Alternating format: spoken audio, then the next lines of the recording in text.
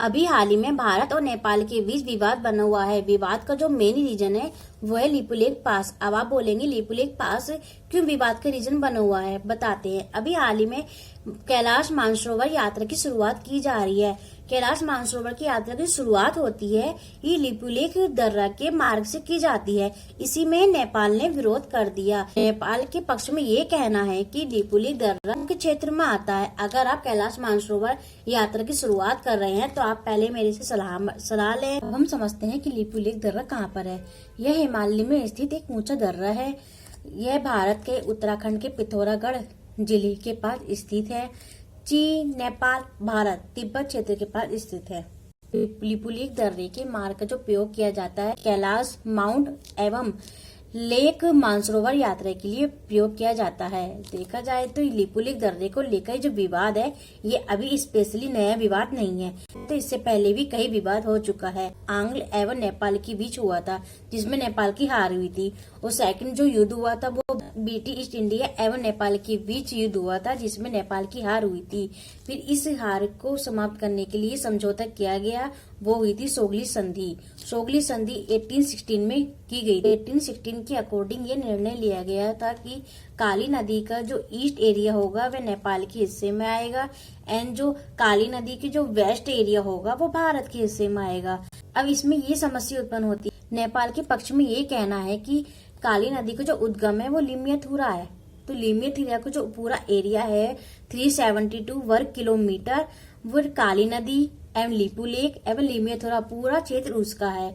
और भारत का कहना यह है कि जो काली नदी का जो उद्गम है वो काली पानी क्षेत्र के पास से आता है, तो ये हमारे हिस्सा है। तो दोनों के बीच में विवाद बना हुआ है। तो इसके अकॉर्डिंग नेपाल ने अपने पक्ष में बात को स्वीकार करने के लिए 2020 में एक नया मैप बनाया था जिसमें उसने हर एक क्षेत्र को दिखाया था और उसने बताया था कि जो क्षेत्र है ये मेरे हिस्से में आता है। भारत के पक्ष में ये कहना था कि ये क्षेत्र लंबे समय से भारतीय प्रशासन के अंतर्गत आता रहा है। बॉर्डर रोड ऑर्गेनाइजेशन के तहत सड़क का निर्माण किया गया और लिपुलेख उत्तराखंड के हिस्से में आता है। तो इसी बात में दोनों अपने अपना तर्क रखते रहे। ये विवाद कब कब बना था? 2015 में भी ये विवाद आया था जो भारत और नेपाल के बीच में बना था। 2015 में भारत और चीन ने व्यापार और यात्रा के लिए इस मार्ग का उपयोग किया जा रहा था, मतलब मार्ग का प्रयोग किया जा रहा था कि इसी मार्ग से हम यात्रा भी कर लेंगे और व्यापार भी कर लेंगे।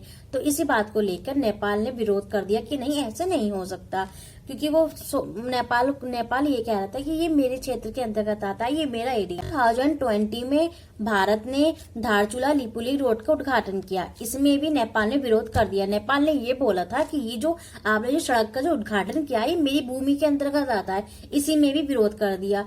फिर अभी जो हुआ है कैलाश मानसरोवर यात्रा को लेकर, इसमें भी नेपाल ने विरोध कर दिया कि जो आप ये यात्रा जब शुरू कर रहे हो ये मेरी एरिया में आता है, इससे पहले मुझसे पूछ लेते, मुझसे विचार विमर्श कर लेते तो तब जाके आप शुरू करते। वो भी अपना एरिया बता रहा है। तो इस बात को लेके भारत और नेपाल के बीच विवाद बना हुआ है।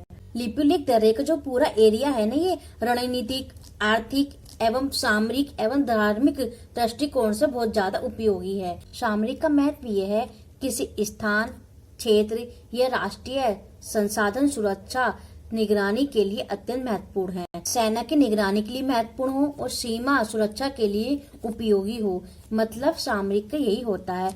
रणनीतिक, सामरिक, आर्थिक एवं धार्मिक रूप से महत्वपूर्ण माना जाता है।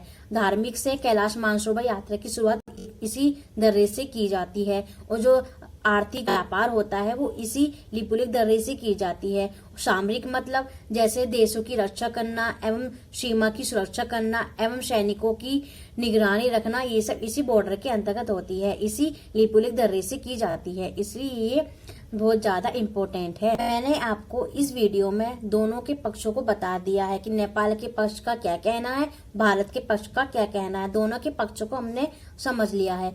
अगर आपको मेरी वीडियो पसंद आती है तो आप मेरी वीडियो को लाइक करना, चैनल को सब्सक्राइब करना एंड ज्यादा से ज्यादा शेयर करना। मेरे इंस्टाग्राम पर जाकर मुझे फॉलो